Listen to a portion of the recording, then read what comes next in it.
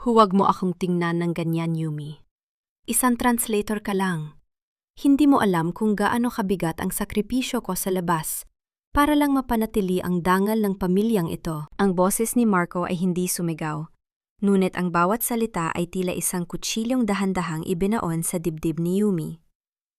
Ang kutsarang hawak niya ay nanatiling nakabitin sa hangin, nanginginig ng bahagya bago niya ito dahan-dahang ibinaba sa gilid ng platong porselana. Walang tunog ng pagkakalampag dahil sa bahay na ito, maging ang ingay ng kubyertos ay itinuturing na kawalan ng modo ng kanyang biyenan. Ngunit sa loob ng kanyang tenga, may isang nakabibinging ugong na tila gumuho ang lahat ng pundasyon ng kanyang pagtitiis. Isang translator lang. Sa loob ng 15 taon, ang pagiging translator lang na iyon ang nagbayad ng mga utang sa bangko na iniwan ng namayapang ama ni Marco. Ang mga gabing walang tulog ni Yumi, kung saan ang tanging kasama niya ay ang liwanag ng laptop at ang mabigat na terminolohiya ng medical journals, ang nagpalamon sa pamilyang ito.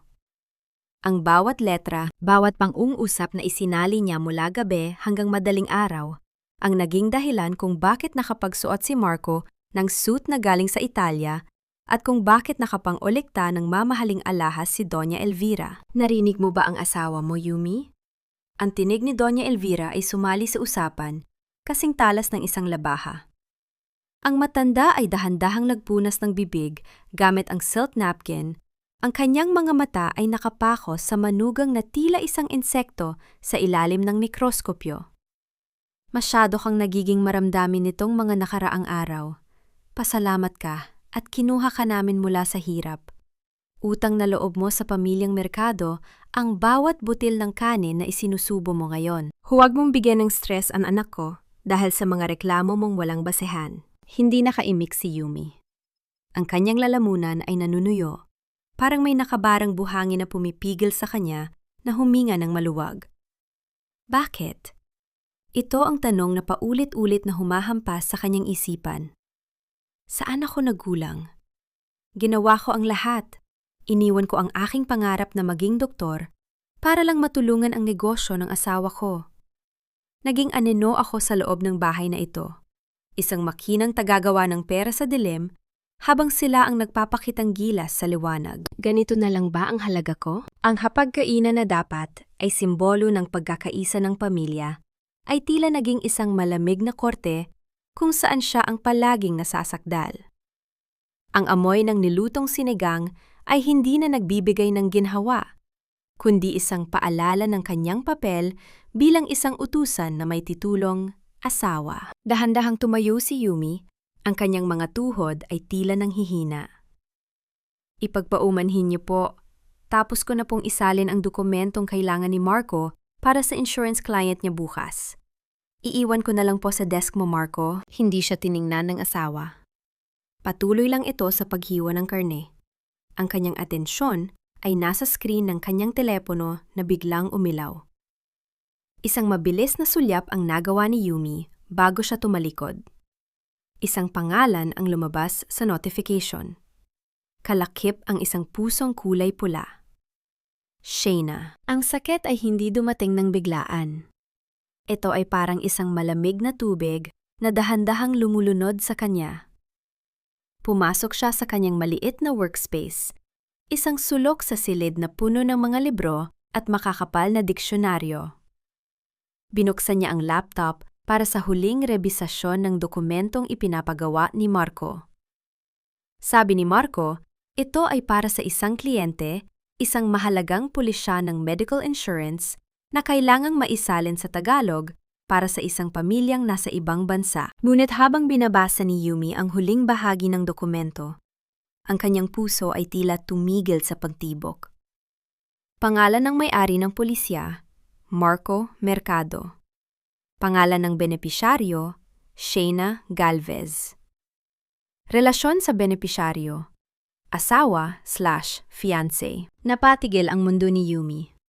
Ang bawat letra sa screen ay tila naging mga uod na gumagapang sa kanyang paningin. Hindi ito para sa kliyente. Ito ay para sa kanila. Ang halaga ng pulisya ay 10 milyong piso.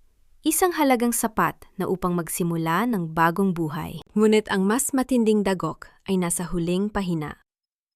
Ang bahagi kung saan dapat nakalagay ang pahintulot ng legal na asawa. Ang pangalan ni Yumi Mercado ay nakasulat doon sa ilalim ng kategoryang Waiver of Rights. At sa tabi nito, ang isang pirma na kabisadong-kabisado niya. Ang kanyang sariling pirma. Ngunit hindi siya ang pumirma nito. Ang bawat linya, ang bawat kurbada ng panulat, ay perpektong gaya sa kanyang sulat kamay. Doon lamang naintindihan ni Yumi ang lahat.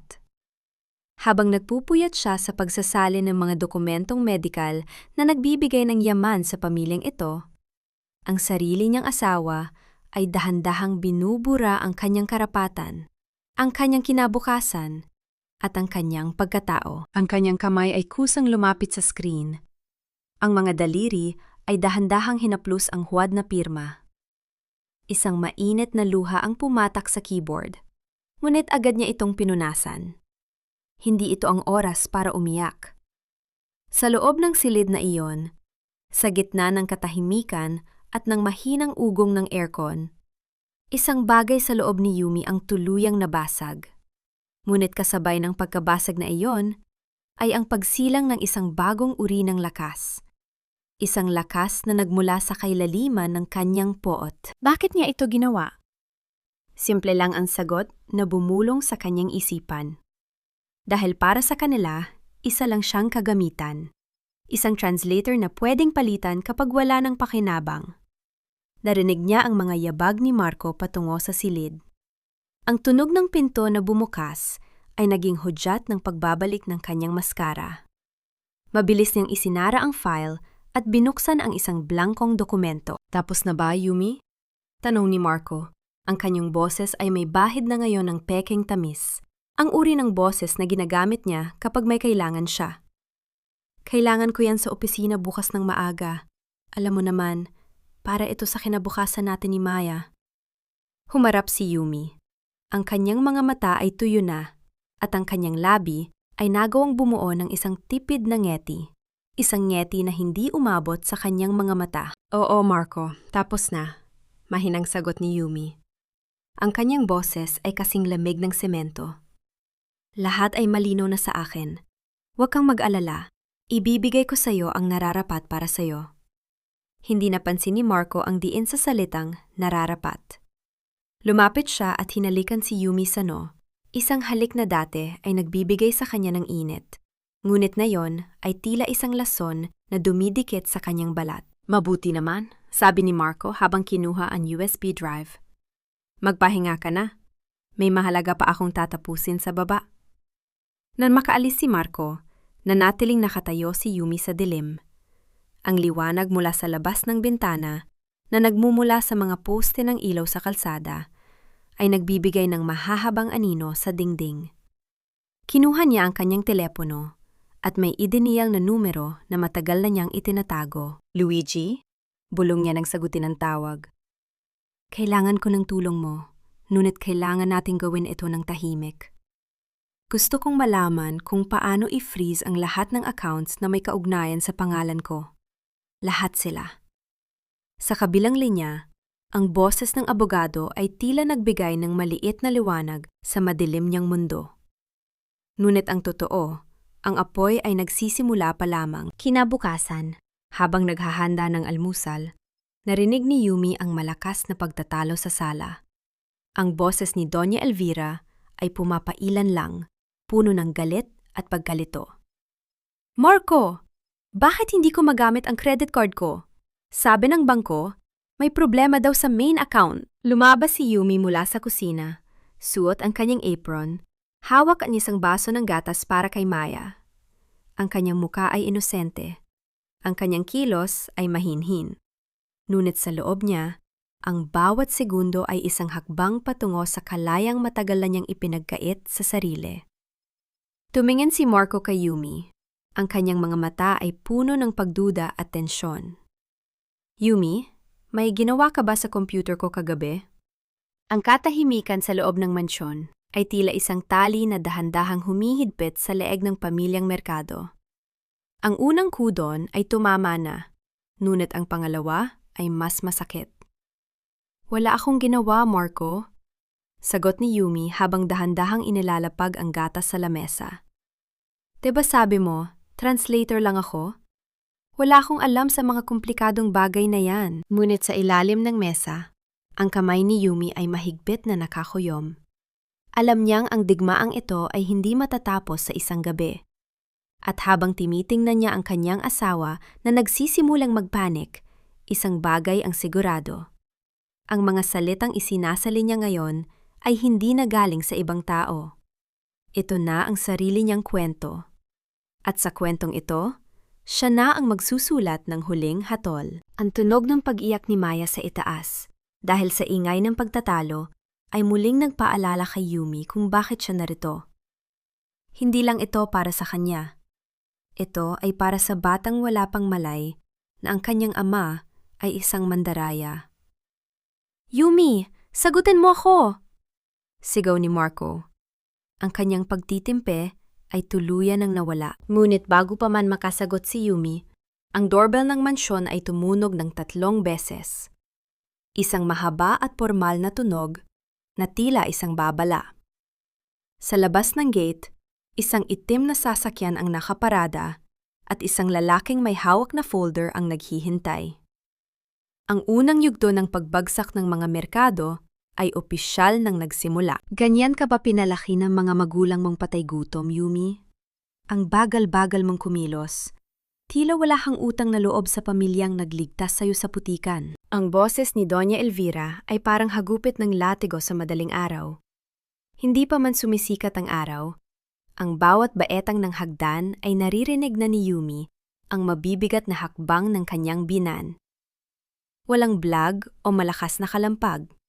Ngunit ang bawat katok ng matanda sa pinto ng kanyang silid trabaho ay tila isang paghatol. 5 oras pa lamang ang nakalilipas mula nang matapos siya sa huling translation job niya. Ngunit para kay Elvira, ang pahinga ay isang kasalanan para sa isang tulad ni Yumi. Dahan-dahang tumayo si Yumi mula sa kanyang silya. Ang kanyang likod ay pila naninigas sa pagod at ang kanyang mga mata ay mahapdi dahil sa kakulangan ng tulog. Pagbukas niya ng pinto, bumungad sa kanya ang mukha ng biyenan na puno ng pandidiri. Suot ang isang mamahaling silk robe na binili gamit ang huling tseke na kinita ni Yumi mula sa isang German medical firm. Magluto ka na ng almusal. At siguraduhin mong malinis ang mga pilak na gagamitin ni Marco. May mahalaga siyang bisita mamaya. Utos ng matanda habang pabalibag na ibinigay kay Yumi ang isang listahan ng mga gawaing bahay. Habang naglalakad patungo sa kusina, tila bumalik ang kanyang gunita sa panahon kung saan nagsimula ang lahat. 10 taon na ang nakalilipas noong ang kanyang ama ay nakahiga sa kama ng ospital at wala silang pambayad sa operasyon, ang pamilyang Mercado ang dumating na tila mga anghel. Sila ang nagbayad ng lahat. Sila ang nagbigay ng trabaho kay Marco at nag-alok ng kasal kay Yumi. Sa harap ng maraming tao, sinasabi ni Elvira na kawanggawa ang kanilang ginawa. Ngunit sa loob ng mansyong ito, ang bawat sentimo na ibinayad nila noon ay naging isang tanikalang bakal sa leeg ni Yumi. Utang na loob mo sa amin ang buhay ng ama mo. Ito ang paboritong linya ni Elvira tuwing gusto niyang ipaalala kay Yumi na wala siyang karapatang magreklamo. Ngunit ang hindi alam ng mundo, sa loob ng 10 taon ng pagsasalin ng libu-libong pahina ng dokumento, higit pa sa 10 beses nang nabayaran ni Yumi ang halagang iyon. Ngunit sa mata ng mga merkado, ang isang hamak na tulad niya ay hindi kailanman magiging sapat. Sa kusina, ang amoy ng sinangag at tuyo ay nagsimulang mamuo. Habang naghahanda si Yumi, pumasok si Marco, hinihilamos ang muka habang tinitingnan ang kanyang asawa ng walang emosyon. Walang good morning, walang halik. Ang tanging narinig ni Yumi ay ang reklamo nito tungkol sa kanyang gusot na polo. Yumi, hindi mo ba naasikaso ang mga gamit ko? I have a very big meeting today. Your incompetence is starting to affect my mood. Reklamo ni Marco habang tinitingnan ang kanyang sarili sa salamin. Pasensya na, Marco. Tinapos ko pa kasi yung medical abstract na kailangan mo para sa loan application mo. Mahinang sagot ni Yumi. Gusto niyang isigaw ang tungkol sa Shayna na nakita niya sa insurance policy kagabi. Ngunit pinigilan niya ang kanyang dila. Hindi pa ito ang oras. Kailangan niyang maging kasing talas ng mga salitang isinasalin niya. Huwag mo akong idahilan ang trabaho mo. It's just translation, Yumi. Nakaupo ka lang naman magdamag. It's not like you're running a company like I am, sabi ni Marco, bago ito naupo sa hapag. Nanihay ni Yumi ang pagkain, tiningnan ni Elvira ang plato ni Yumi. Isang maliit na bahagi ng kanin at ang mga mumo ng tuyo. Ang matanda ay kumuha ng isang malaking piraso ng ham at inilagay ito sa sarili niyang plato, sabay sulyap ng mapang-api sa manugang. Huwag kang masyadong kumain ng marami, Yumi. Sayang lang. Hindi ka naman lumalabas ng bahay. At saka, ang balat mo, tila lalong nanging itim at natutuyo. You should be ashamed of yourself when you stand beside my son. Mukha kang katulong kaysa asawa. Sabi ni Elvira habang dahan-dahang ngumunguya. Ang bawat salita ay parang asidong tumatagas sa puso ni Yumi. Tiningnan niya ang kanyang mga kamay. Ang mga daliring dati ay malalambot, ngayon ay may mga kalyo na dahil sa pagtitipa at sa paglalaban ng mga damit ng biyenan na ayaw ipasok sa washing machine dahil masisira daw. Sa gitna ng katahimikan, ang tunog ng telepono ni Yumi ay bumasag sa tensyon. Isang hindi kilalang numero ang tumatawag. Sa takot na baka ito ay tungkol sa kanyang trabaho, agad niya itong sinagot sa labas ng kusina. Hello? Is this Mrs. Yumi Mercado? Isang boses ng lalaki, formal at tila may dalang masamang balita, ang narinig niya sa kabilang linya. Oo po, sino po sila? This is from the Credit Management Department of Orient Bank. Tumatawag po kami dahil ang utang na nakapangalan sa inyo, amounting to 5 million pesos, ay 3 buwan na pong delinquent. Kung hindi po kaya makakapagbayad ng minimum amount na yung araw, mapipilitan kaming simulan ang legal process para sa foreclosure ng collateral. Nabitawan ni Yumi ang baso ng tubig na hawak niya. Ang tubig ay dahan-dahang kumalat sa sahig, tila ang kanyang buhay na unti-unti nang nawawasak. 5 milyong piso? Kailanman ay hindi siya humiram ng ganoong kalaking halaga. Nabalik lamang ang diwa ni Yumi nang marinig niya ang tinig ni Marco sa likuran niya, malamig at may halong banta. Sino yun, Yumi? Bakit ganyan ang mukha mo? Humarap si Yumi sa kanyang asawa. Sa unang pagkakataon, hindi takot ang naramdaman niya, kundi isang matinding pandidiri. Alam niya ngayon kung bakit pinipilit siyang pirmahan ang mga translation documents na yon. Ang mga dokumentong yon ay hindi mga medical abstract. Ang mga yon ay mga loan contracts na ginamit ang kanyang pangalan bilang garantor, habang ang pera ay dumidiretso sa mga luho ni Marco at ng kanyang kabit. Wala, Marco. Isang client lang. May itatanong tungkol sa terminolohiya. Pagsisinungaling ni Yumi. Ang kanyang tinig ay hindi nang hinig, kahit na ang kanyang buong pagkatao ay sumisigaw sa galit. Tiningnan siya ni Marco ng matagal, tila kinikilates kung may itinatago ang asawa. Pagkatapos ay ngumisi ito ng mapang-asar. Good. Siguraduhin mo lang na hindi ka nagkakamali sa mga salita mo, Yumi. Dahil sa pamilyang ito, isang mali mo lang. Alam mo kung saan ka pupulutin? Nang makaalis si Marco patungo sa kanyang trabaho, naiwan si Yumi sa kusina kasama si Doña Elvira na kasalukuyang nag-uutos sa kanya na limisin ang nabasag na baso.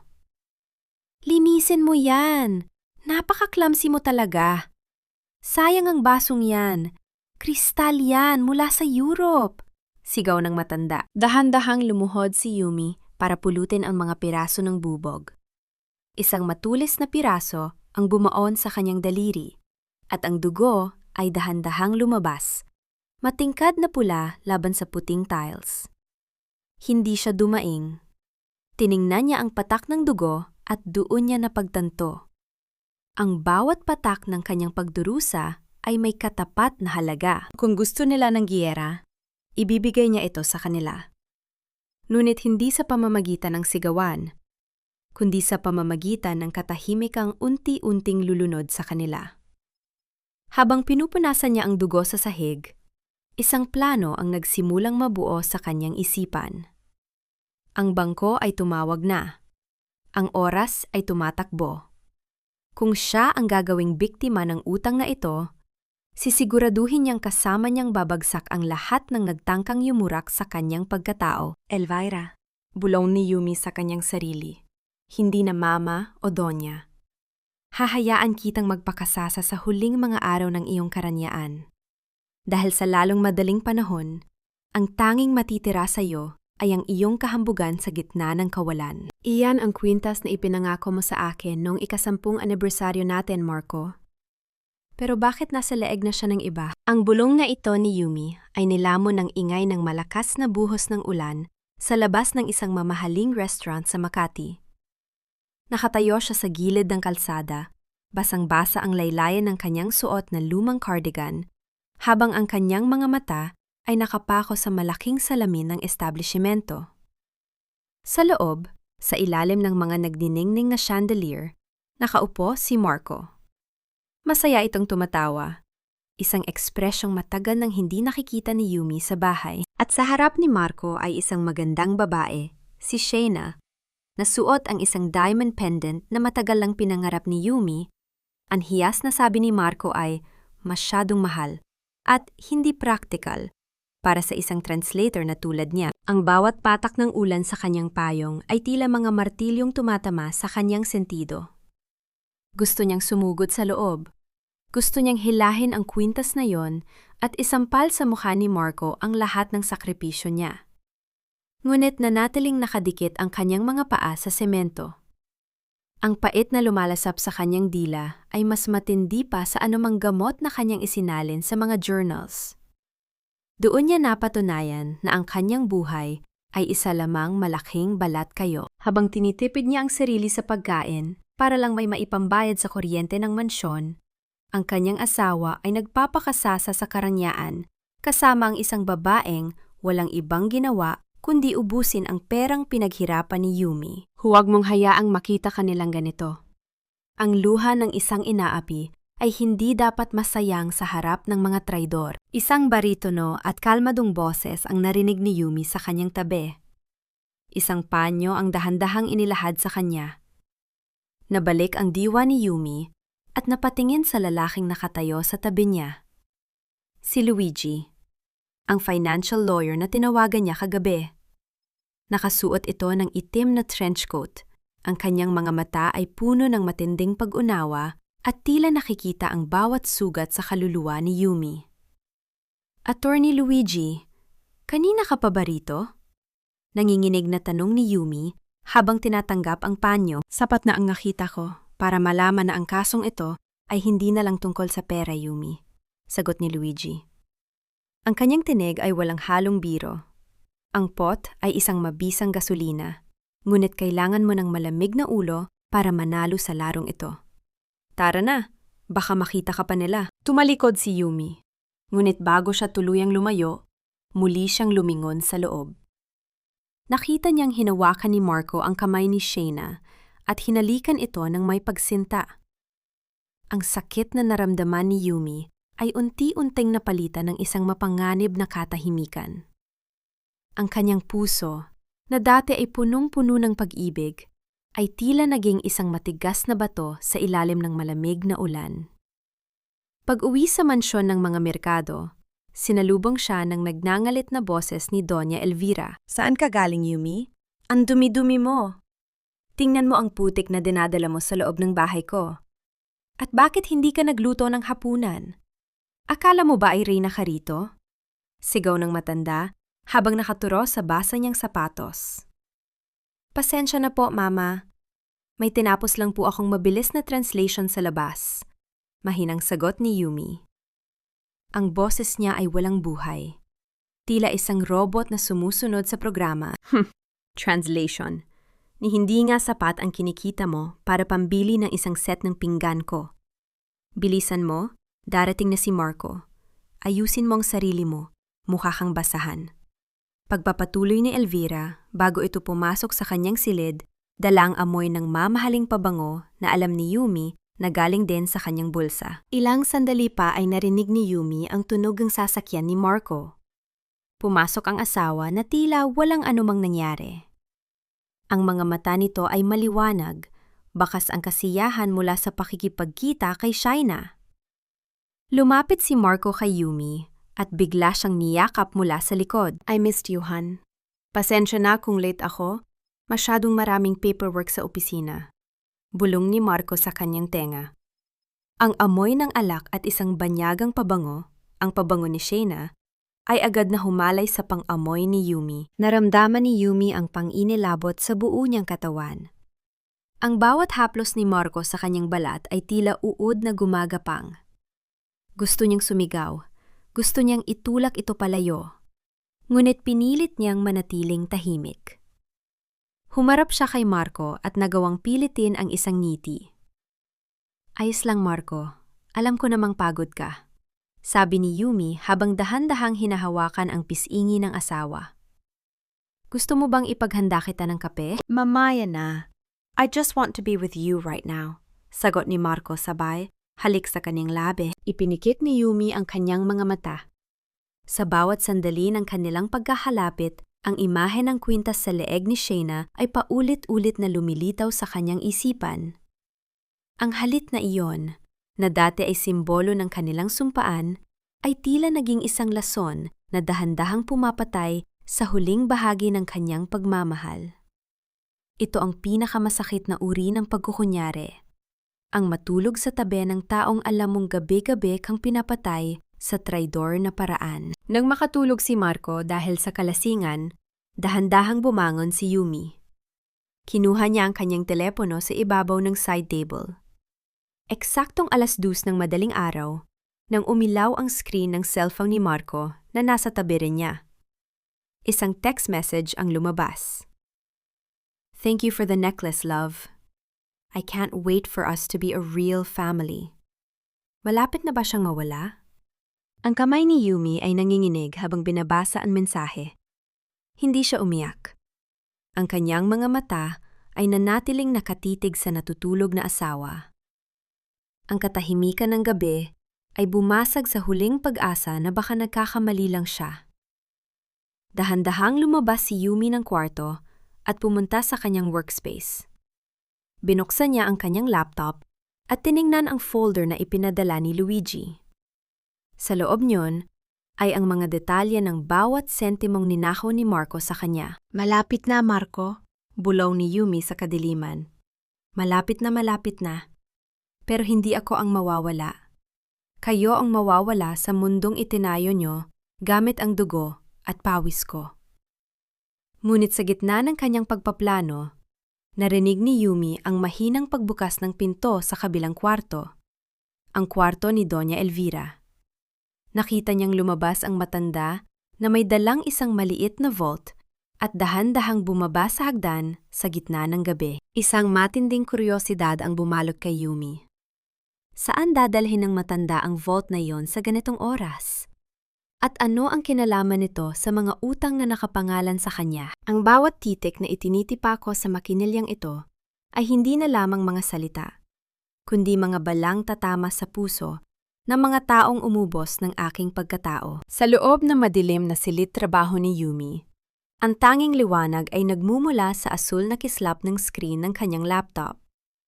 Habang ang buong mansyon ng mga merkado ay nalulunod sa mahimbing na tulog, ang mga daliri ni Yumi ay mabilis na gumagalaw, tila ba nakikipagkarera sa oras. Hawak niya ang mga bagong dokumentong ibinigay ni Marco, mga kontrata para sa isang bagong investment na di umanay magliligtas sa kanilang kumpanya. Ngunit sa ilalim ng mapanuring, mata ni Yumi bilang isang dalubhasang translator, nakikita niya ang katotohanan sa pagitan ng mga komplikadong terminolohiya. Hindi ito investment. Ito ay isang kasunduan upang ilipat ang huling piraso ng lupang minana ni Yumi mula sa kanyang mga magulang patungo sa pangalan ni Shaina Galvez. Ang bawat pangungusap ay binuo ni Marco upang linlangin siya. Umaasa na dahil translator lang siya, ay lalagdaan na lamang niya ito ng walang tanong. Ngunit dito, Nagkamali si Marco. Sa gabing ito, ang pluma ni Yumi ang magiging kanyang pinakamatalas na sandata. Dahan-dahan, binago ni Yumi ang mga critical na bahagi ng salen. Sa halip na full transfer of rights, ginamit niya ang mga terminong medical at legal na sa unang tingin ay mukhang tama. Ngunit sa oras na dalhin ito sa korte, ay magpapawalas bisa sa buong kontrata dahil sa ambiguity of terms. Ito ang kanyang sining. Ang paggamit ng wika upang gumawa ng isang bitag na siya lamang ang nakakaalam kung paano kakalasin. Kinaumagahan, nakipagkita si Yumi kay Luigi sa isang tahimik na silid-aklatan sa labas ng syudad. Ang amoy ng mga lumang libro at ang katahimikan ng paligid ay nagbigay sa kanya ng panandaliang kapayapaan. Inilatag ni Luigi ang mga dokumentong nakuha nito mula sa kanyang mga source sa bangko. Yumi, you're playing a very dangerous game. Bulong ni Luigi. Ang kanyang mga mata ay puno ng pag-aalala. The moment you initiate the financial freeze on these accounts, Marco and his mother will lose everything. But you have to be careful. If they find out you're behind this before we're ready, they can use those debt contracts against you to put you in jail. Alam ko, Luigi, matatag na sagot ni Yumi. Bagaman ang kanyang puso ay tila isang tambol na mabilis ang pagtibok. Pero mas mabuti nang mabulok ako sa kulungan na dala ang katotohanan kaysa mabuhay sa mansyong iyon na parang isang bilanggo ng kanilang mga kasinungalingan. Kailangan kong gawin ito para kay Maya. Nabanggit ang pangalan ng kanyang anak, muling naglambot ang anyo ni Yumi. Naalala niya ang mukha ni Maya kaninang umaga, ang inosenteng ngiti nito habang nagpapaalam bago pumasok sa eskwela. Si Maya ang kanyang buhay, ang dahilan kung bakit tinitiis niya ang bawat sampal ng salita ni Doña Elvira. Ayaw niyang lumaki ang kanyang anak sa isang tahanang binuo mula sa pagnanakaw at pagtataksil. I'll handle the legal side, Yumi. Sisiguraduhin kong hindi ka nila mahahawakan, pangako ni Luigi. Isang sandali ng katahimikan ang namayani sa pagitan nila. Isang uri ng pagkakaunawaan na hindi na nangangailangan ng maraming salita. Isang simpleng pagdampi ng kamay ni Luigi sa ibabaw ng kamay ni Yumi ang nagbigay sa kanya ng lakas na kailangan niya upang bumalik sa impyerno. Pag-uwi ni Yumi sa mansyon, sinalubong siya ng mabigat na atmosfera. Naroon si Doña Elvira sa sala. Seryosong tinitingnan ang mga resibo ng kanyang mga biniling alahas. Sa tabi nito ay si Marco na tila balisa, paulit-ulit na tinitingnan ang kanyang relo. Where have you been, Yumi? Ang tagal mong nawala. May mga dokumentong kailangang pirmahan si Marco at kailangan mong i-check ang mga translation yon agad-agad. Bulyaw ni Elvira nang hindi man lamang tumitingin sa kanya. Galing lang po ako sa library, Mama. Nag-research lang po ng mga terminolohiyang medikal para sa trabaho. Mahinahong sagot ni Yumi. Pumanhik si Yumi sa kanyang silid trabaho. Ngunit bago pa man niya maisara ang pinto, narinig niya ang mahinang pag-uusap sa baba. Dahan-dahan niyang iniwang, nakawang ang pinto at nakinig. Ma, kailangan na nating makuha ang pirma niya ngayon. Naghahabol la ang mga creditors. If we don't pass this document by tomorrow, they will start seizing our assets. Narinig niyang bulong ni Marco. Huwag kang mag-alala, Marco. Napakadaling paikutin ng babaeng yan. Konting lambing mo lang at paalala tungkol sa utang na loob niya sa atin. Gagawin niyan ang lahat. Pagkatapos nito, itatapon na natin siya sa kalsada kung saan natin siya pinulot. Sagot ni Elvira. Ang tawa nito ay kasing pait ng lason. Nanlamig ang buong katawan ni Yumi.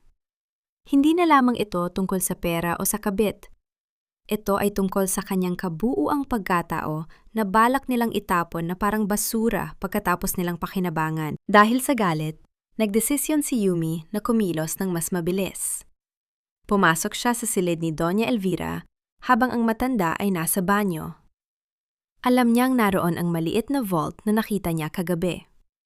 Sinubukan niyang hanapin ang vault sa ilalim ng kama, sa loob ng cabinet, hanggang sa matagpuan niya ang isang tila lihim na drawer sa ilalim ng vanity mirror. Doon niya nakita ang isang makapal na folder. Binuksan niya ito at bumungad sa kanya ang mga orihinal na titulo ng lupa ng pamilya Mercado. Mga lupang matagal nang sinabi ni Marco na foreclose na, kaya sila naghihirap. Ngunit ang mas nakagigimbal ay ang mga litrato sa loob ng folder.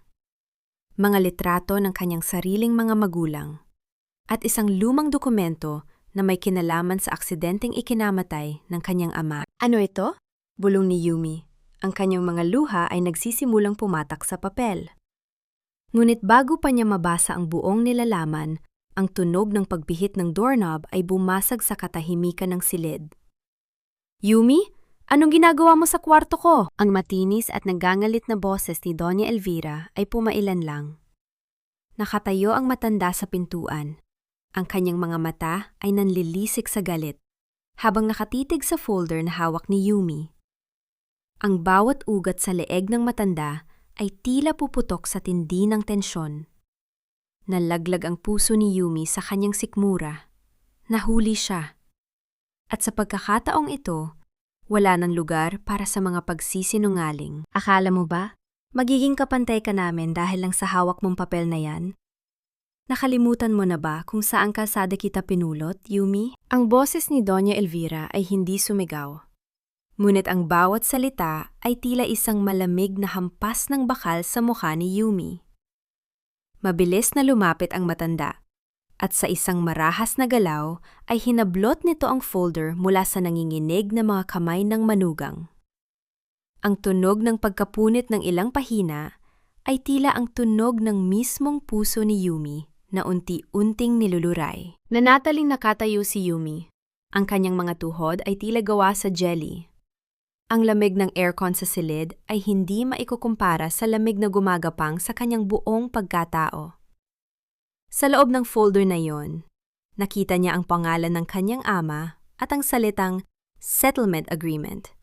Isang dokumentong nagpapatunay na ang aksidenteng pumatay sa kanyang magulang ay hindi isang simpleng sakuna, kundi isang kapabayaan ng kumpanya ng mga merkado na itinago sa loob ng mahabang panahon. Mama, anong ibig sabihin nito? Nauutal na tanong ni Yumi. Ang kanyang lalamunan ay tila may nakabara na tinik. Bakit nasa inyo ang mga titulo ng lupa ni Papa? Sabi ni Marco, nawala ang lahat dahil sa utang. Sabi niyo, kinuha yun ng bangko. Tumawa si Doña Elvira. Isang maikli at mapang-uyam na tawa na hindi umabot sa kanyang mga mata. Dahan-dahan siyang lumapit kay Yumi. Ang amoy ng kanyang mamahaling lason na pabango ay tila sumasakal sa manugang. Itinaas niya ang kanyang kamay at dahan-dahang hinaplos ang pisingi ni Yumi. Ngunit ang haplos na iyon ay mas masakit pa sa isang sampal. Napakawalang utang na loob mo talaga, bulong ng matanda. Ang kanyang mga mata ay nanglilisik sa galit. Kami ang nagpakain sa'yo. Kami ang nagbigay sa'yo ng pangalan. Kung hindi dahil sa amin, nasaan ka na ngayon? Baka nabubulok ka na sa hirap, kasama ang mga alaala ng mga magulang mong talunan. Ipinatago ko ang mga papel na yan para protektahan ka, dahil alam kong hindi mo kayang dalhin ang katotohanan. At ngayon, papasok ka sa kwarto ko at magnanakaw? Hindi ako nagnanakaw! Sigaw ni Yumi. Ang kanyang boses ay nabasag sa gitna ng matinding emosyon. Gusto ko lang malaman ang katotohanan. Pinagkatiwalaan ko kayo. Minahal ko si Marco. Pero bakit ganito? Bakit pati ang huling alaala ng mga magulang ko, kinuha niyo pa? Dahil iyon ang bayad sa lahat ng ginawa namin para sa iyo. Bulyaw ni Elvira. Ang kanyang maskara ng pagiging marangal ay tuluyan ng natuklap. Huwag kang magmalinis, Yumi. Isang hamak na translator ka lang na binuhay namin sa karangyaan. Isang salita ko lang kay Marco, mawawala sa iyo ang lahat. Maging ang anak mo. Napatigil si Yumi. Ang pangalan ni Maya ay tila isang balang tumama sa kanyang dibdib. Huwag niya siyang idadamay dito. Kung ganon, umalis ka sa kwarto ko. Utos ni Elvira habang itinuturo ang pinto. At huwag na huwag mong iisiping magsabi kay Marco. Dahil ang akala mo ay asawa mong nagmamahal sa'yo? Siya ang unang pumirma sa mga dokumentong yan para makuha ang lupa ng mga magulang mo. Siya ang nagbenta sa'yo sa akin, Yumi. Ang bawat salita ay tila isang lason na dahan-dahang pumapatay sa huling pag-asa ni Yumi. Gusto niyang sumigaw, gusto niyang umiyak, ngunit ang tanging lumabas sa kanyang mga mata ay ang mga luhang puno ng poot. Tumalikod siya at tumakbo palabas ng silid. Ang bawat hakbang niya sa pasilyo ay tila isang pagtakas mula sa isang bangungot na wala ng gisingan. Pumasok siya sa kwarto ni Maya at nakitang mahimbing na natutulog ang kanyang anak. Umupo siya sa tabi nito at mahigpit na hinawakan ang maliit na kamay ng bata. Doon, sa katahimikan ng gabi, ang dahan-dahang paghinga ni Maya ang tanging bagay na nagpapanatili sa kanya sa katinuan. Patawarin mo ako, Maya, bulong niya sa dilim. Patawarin mo si Mami dahil naging mahina ako. Pero pangako, hinding-hindi ko hahayaang maging katulad nila ang mundong lalakihan mo. Ngunit ang gabi ay hindi pa natatapos. Ilang sandali pa ay bumukas ang pinto ng kwarto at pumasok si Marco. Bakas sa mukha nito ang pagod, ngunit may kakaibang dilim sa kanyang mga mata. Hindi siya tumingin kay Yumi, kundi diretso sa folder na hawak nito. Ang folder na kinuha ni Yumi mula sa kwarto ni Elvira bago siya tuluyang pinalabas. Ibigay mo sa akin ang folder na yan, Yumi. Malamig na utos ni Marco. Alam mo ba ito, Marco? Tanong ni Yumi. Ang kanyang boses ay kasing lamig ng semento. Alam mo ba na ang lupang ipinamana sa akin ay ginamit mo para sa kumpanya mo? Nang aksidente ni Papa ay kasalanan niyo? Hindi sumagot si Marco. Sa halip, dahan-dahan siyang lumapit at hinablot ang braso ni Yumi. Huwag mong palakihin ang gulo, Yumi. Para sa atin din ang ginawa ko. Para kay Maya. Kung hindi ko kinuha ang mga lupang iyon, wala tayong pambayad sa mga utang. Magpasalamat ka na lang at nanatili kang asawa ko sa kabila ng lahat. Magpasalamat? Ulit ni Yumi, isang mapait na tawa ang kumawala sa kanyang mga labi. Salamat dahil ninakawan mo ako? Salamat dahil niloko mo ako? Tama na! Sigaw ni Marco. At sa unang pagkakataon, nakita ni Yumi ang tunay na halimaw sa likod ng guwapong mukha ng kanyang asawa. Bukas na bukas din, may darating na subpina. Kakasuhan kita ng theft at trespassing dahil sa pagpasok mo sa kwarto ni Mama. Kung gusto mong makita pa ang anak mo, manahimik ka at pirmahan mo ang huling kontratang ibibigay ko sa iyo. Naiwan si Yumi na nakatulala sa papalayong anino ni Marco.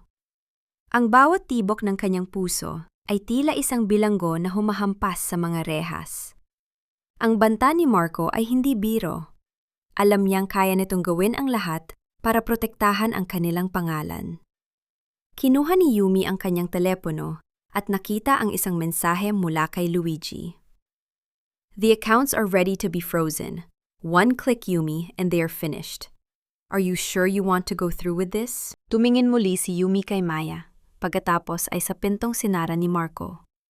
Ang takot ay unti-unting napalitan ng isang determinasyong kasing tibay ng diamante. Hinawakan niya ang screen ng teleponyo. Ang kanyang daliri ay nanginginig sa ibabaw ng send button. Ngunit bago niya ito mapindot, isang malakas na katok sa pinto ng mansyon ang bumasag sa katahimikan. Ang tunog ng mga sirena ng pulis sa labas ay dahan-dahang lumalapit. Nabitawan ni Yumi ang teleponyo. Sinong tumawag sa mga pulis? Si Marco ba? O may mas malalim pang lihim na hindi pa niya natutuklasan? Akala mo ba, ikaw lang ang may hawak ng alas sa larong ito, Marco? Ang bawat numerong ninakaw mo ay may katapat na luhang hiningi ko sa langit. Ang bulong na ito ni Yumi ay halos hindi marinig sa gitna ng katahimikan ng gabi, habang ang mga asul at pulang ilaw mula sa labas ay patuloy na humahalik sa mga pader ng kanilang sala. Ang tunog ng mga sirena ay dahan-dahang humena hanggang sa tuluyan ng lumipas. Isang paalala na ang panganib ay maaring dumaan lamang, ngunit ang takot na iniwan nito ay nananatiling nakabaon. Hindi para kay Yumi ang mga pulis na yon, kundi para sa isang insidente sa kabilang kalsada. Ngunit ang nakita niyang takot sa mga mata ni Marco kanina ay nagbigay sa kanya ng isang mahalagang impormasyon. Takot ang kanyang asawa. Takot itong mabulgar ang itinatagong dumi sa ilalim ng kanyang mamahaling suit. Nang makaalis si Marco upang makipag-usap sa kanyang ina sa kabilang silid, mabilis na binuksan ni Yumi ang kanyang laptop.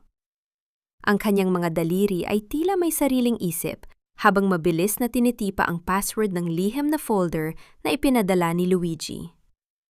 Ang bawat numero sa spreadsheet na bumungad sa kanya ay tila mga hiyaw ng kanyang 15 taong pagsasakripisyo. Doon niya nakita ang katotohanan. Sa loob ng mahabang panahon, ang kumpanya ni Marco ay isa lamang hungkag na shell. Ang bawat sentimong kinita ni Yumi mula sa kanyang mga translation projects, mga perang akala niya ay napupunta sa edukasyon ni Maya at sa pambayad ng kuryente, ay inilipat sa isang offshore account sa pangalan ng isang korporasyon na ang tanging stockholder ay si Shayna Galvez. 15 taon ng puyat, 15 taon ng panunuyo ng mga mata sa harap ng computer, lahat ay ginamit lamang upang patatagin ang kinabukasan ng ibang babae. Ang sakit! Diyos ko, bakit? Mahinangdahan ni Yumi habang nakakuyom ang kanyang kamao sa ibabaw ng lamesa. Ang bawat numerong nakikita niya ay tila mga latigo na muling nagpaparamdam sa kanya ng hapdi ng bawat panglalait ni Doña Elvira. Ang mga perang dapat ay para sa pamilya ay naging puhunan sa pagtataksil. Nabalik lamang ang kanyang diwa nang marinig ang tunog ng pagbukas ng pinto sa ibaba. Hindi ito si Marco. Ang amoy ng isang banyagang pabango, isang matamis at masangsang na amoy na tila bulaklak na malapit ng malanta, ay agad na sumakop sa hangin ng mansyon. Marco? Darling, nandyan ka ba? Ang boses na iyon ay malambing, puno ng kumpiyansa, at may himig ng pag-aari. Dahan-dahang lumabas si Yumi mula sa kanyang silid trabaho at tumayo sa itaas ng hagdan. Sa ibaba, nakita niya ang isang babaeng nakasuot ng pulang dress, may hawak na mamahaling bag, at nakatayo sa gitna ng sala na tila ba siya ang may-ari ng bahay. Si Shayna. Kasabay nito ang paglabas ni Marco at Doña Elvira mula sa kusina. Sa halip na magulat o magalit, isang malawak na ngiti ang sumilay sa labi ng matanda. Oh, Shayna, you're finally here! Kanina ka pa namin hinihintay. Masayang bati ni Doña Elvira bago ito bumaling sa hagdan kung nasaan si Yumi. Yumi, bumaba ka rito? May bisita tayo. Huwag kang magmukhang tuod dyan sa itaas. Dahan-dahang gumaba si Yumi. Ang bawat hakbang niya sa hagdan ay tila isang paglalakad patungo sa sarili niyang bitayan. Ngunit sa bawat baetang, mas lalong tumitibay ang kanyang loob. Tumingin siya kay Marco, naghahanap ng kahit kaunting bakas ng hiya. Ngunit ang nakita lamang niya ay ang kawalang pakialam. Yumi, this is Shayna Galvez.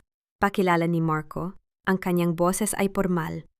Tila nakikipag-usap lamang sa isang empleyado. She's a medical insurance consultant. Siya ang tutulong sa atin para maayos ang mga accounts na sinasabi mo. From now on, she will be working closely with us here in the house. Nice to meet you, Mrs. Mercado, sabi ni Shayna. Ang kanyang mga mata ay mapanuri habang tinititigan ang simpleng pambahay na suot ni Yumi. I've heard so much about you. Ang sabi ni Marco, napakalaki daw ng tulong mo sa mga small tasks dito sa bahay. It's such a noble thing, being a housewife and a part-time translator. Ramdam ni Yumi ang panunuya sa bawat salitang binitawan ng babae. Small tasks? Ang tawag nila sa 15 taon niyang pagbuhay sa kanila ay small tasks. Tutulungan niya rin kami sa mga legal at financial documents na ginagawa mo, Yumi. Dagdag ni Doña Elvira, habang dahan-dahang hinahaplos ang balikat ni Shayna. Masyado ka na kasing mabagal nitong mga nakaraang araw. Shayna is young, brilliant, and very efficient. Hindi tulad mo na laging pagod at maraming reklamo. Nanatiling tahimik si Yumi. Tiningnan niya ang dalawang babaeng, tila nagkakaintindihan sa kanilang masamang balak, at ang kanyang asawa na nakatayo sa pagitan nila. Ang hapdi sa kanyang puso ay unti-unting napapalitan ng isang nakabibining lamig. Ito na ang sugdulan ng kanilang pagkawala ng respeto. Ang dalhin ang kabit sa loob ng tahanang binuo ng kanyang paghihirap at ipakilala ito bilang tulong. Maupo ka, Shayna. Yumi, ano pang tinatayo-tayo mo dyan? Ipagtimpla mo ng tsa ang bisita natin. At siguraduhin mong hindi iyon masyadong matamis, baka masira ang figure ni Shayna. Utos ni Elvira nang hindi man lamang tumitingin sa manugang. Habang nasa kusina, hinahanda ang tsaa. Narinig ni Yumi ang mahinang tawanan mula sa sala. Ang tunog ng kanilang kaligayahan ay tila mga pako na ibinabaon sa kanyang dignidad. Kinuha niya ang kanyang telepono at nakita ang huling mensahe mula kay Luigi. Everything is set, Yumi. The evidence of embezzlement is undeniable. They think they are winning, but they are just building their own prison. Isang malalim na hininga ang pinakawala ni Yumi. Nilagyan niya ng tsaa ang mga tasa, ang kanyang mga kilos ay maingat at kalmado. Pagbalik niya sa sala, inilapag niya ang tsaa sa harap ni Shayna. Salamat, Yumi. You're so kind. Nakangising sabi ni Shayna bago ito bumaling kay Marco. By the way, Marco, kailangan na nating i-finalize ang transfer ng property bukas. All the numbers are ready. We just need the final approval from the guarantor. Tumingin si Shayna kay Yumi nang may makahulugang ngiti. Alam ni Yumi kung ano ang ibig sabihin yon. Ang lupang minana niya. Ang huling alaala ng kanyang mga magulang. Ang susunod nilang kukunin. Huwag kang mag-alala, Shayna, sagot ni Yumi. Ang kanyang boses ay hindi naninig. Ang kanyang mga mata ay diretso sa mga mata ng babae. Ibibigay ko sa inyo ang lahat ng nararapat sa inyo. Bawat numero, bawat sentimo. Sisiguraduhin kong walang matitira. Napatigil si Marco sa pag-inom ng tsaa. May kakaiba sa boses ni Yumi na tila nagbigay sa kanya ng hindi maipaliwanag na kaba. Ngunit bago pa siya makapagsalita, ang tunog ng telepono ni Shayna ay bumasag sa katahimikan. Hello? Ano? Paano nagkaroon ng audit sa main account? Ang boses ni Shayna ay biglang naging matinis. Ang kumpiyansa sa kanyang mukha ay agad na napalitan ng pamumutla. Tumingin si Yumi sa kanyang asawa, pagkatapos ay sa kanyang biyenan. Ang ngiting sumilay sa kanyang labi ay hindi isang ngiti ng pagkatalo, kundi isang ngiti ng isang taong nakita na ang simula ng katapusan. May problema ba? Mahinahong tanong ni Yumi habang dahan-dahang iniinom ang sarili niyang tsaa. Huwag kang tumitig sa akin ng ganyan, Yumi. Magtimpla ka pa ng tsaa at ayusin mo ang pagkakalat dito. Hindi mo ba nakikitang balisa ang bisita natin? Ang bulyaw ni Doña Elvira ay tila isang matalas na tinik na bumaon sa katahimikan ng sala. Habang si Shayna ay nakatayo sa sulok, nanginginig ang mga daliri habang hawak ang kanyang telpono, ang mukha ni Marco ay nawala ng kulay. Tila isang basang papel na madaling mapunit. Ang kumpiyansang ipinakita nila kanina ay biglang naglaho, napalitan ng isang uri ng takot na tanging mga taong may itinatagong dumi lamang ang nakakaalam. Dahan-dahang kinuha ni Yumi ang tray. Ang kanyang bawat galaw ay kalmado, isang kabaliktaran ng bagyong namumuo sa loob ng kanyang mga mahal sa buhay. Sa bawat hakbang niya patungo sa kusina, nararamdaman niya ang mga mata ni Shayna na sumusunod sa kanya. Puno ng hinala, puno ng poot. Marco, what is happening? Bakit may freeze order sa account ko? That's where the investment funds are. Ang boses ni Shayna ay pumiyok sa tindi ng tensyon. Hindi na ito ang malambing na boses na narinig ni Yumi sa mga record. Ito ay boses ng isang taong nakikita ang kanyang pinaghirapang nakaw ay unti-unting naglalaho. I don't know, Shayna. Baka system error lang yan sa bangko. Don't panic in front of everyone. Bulong ni Marco, sabay sulyap kay Yumi na kasalukuyang nagbubuhos ng mainit na tubig sa tasa. Bumalik si Yumi sa sala, dala ang bagong tsaa. Inilapag niya ito sa harap ni Shayna nang may pag-iingat. Ang tunog ng porselana na sumasayad sa salamin ng lamesa ay ang tanging ingay na maririnig sa silid. Uminom ka muna, Shayna. Baka kailangan mo lang kumalma, mahinong sabi ni Yumi. Ang kanyang mga mata ay nanatiling mapayapa, ngunit sa loob niya, ang bawat hininga ni na Marco at Shayna ay tila musikang nagbibigay sa kanya ng lakas. You! Anong miningiti-ngiti mo dyan? Biglang bulyaw ni Shayna. Ang kanyang galit ay ibinaling kay Yumi. Akala mo ba hindi ko alam? You're just a pathetic translator. You think you're smart because you know medical terms? You're nothing but a maid with a laptop. Shayna, tama na.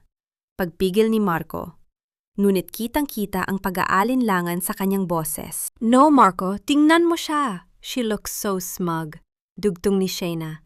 Sabay tayo at dahan-dahang lumapit kay Yumi.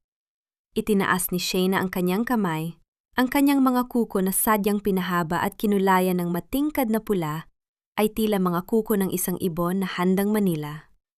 Listen to me, Yumi. Whatever is happening now, it won't change the fact na basura ka na sa buhay ni Marco. After we get the final signature for the property, ililigpit ka na namin sa kalsada kung saan ka galing. Hindi kumurap si Yumi. Tiningnan niya ang babaeng nasa harap niya. Ang babaeng suot ang kwintas na para sana sa kanya. Ang babaeng nagnanakaw ng kanyang kinabukasan. Dahan-dahang ibinaba ni Yumi ang kanyang tingin sa tasa ng tsaa ni Shayna. Ang asukal sa kape o tsaa ay nagbibigay ng tamis, Shayna. Pero kapag sumobra, nakakalason na. Bulong ni Yumi, sapat lang para marinig ng babae. Anong sinasabi mo? Sigaw ni Shayna. Yumi, tama na ang pakikipagtalo. Umakyat ka na sa kwarto mo at tapusin ang mga dokumentong ipinapagawa ni Marco. Singit ni Doña Elvira. Ang kanyang boses ay nanginginig din sa galit. At bukas, asahan mong mawawala na ang lahat ng luho mo rito. Magpasalamat ka at pinatitira pa kita rito sa gitna ng kahihiyang idinudulot mo. Tumalikod si Yumi ng walang imik. Pumanik siya sa itaas. Ngunit sa bawat baitang ng hagdan, ang kanyang kamay ay nakakuyom sa loob ng bulsa ng kanyang apron. Doon, nararamdaman niya ang maliit na recording device na kanina pa naka-on. Nang makapasok siya sa kanyang silid trabaho, inilok niya ang pinto. Inilabas niya ang recorder at pinakinggan ang huling bahagi ng usapan sa sala na naiwan niyang bukas sa pamamagitan ng isang lihim na mikroponong itinago niya sa ilalim ng lamesa. Ma, we need to move faster. Kapag nalaman ng mga auditor na galing sa kumpanya ang perang inilipat ko kay Shayna, tapos na tayo. Narinig niyang boses ni Marco, puno ng desperasyon. Don't worry, anak. Bukas na bukas din.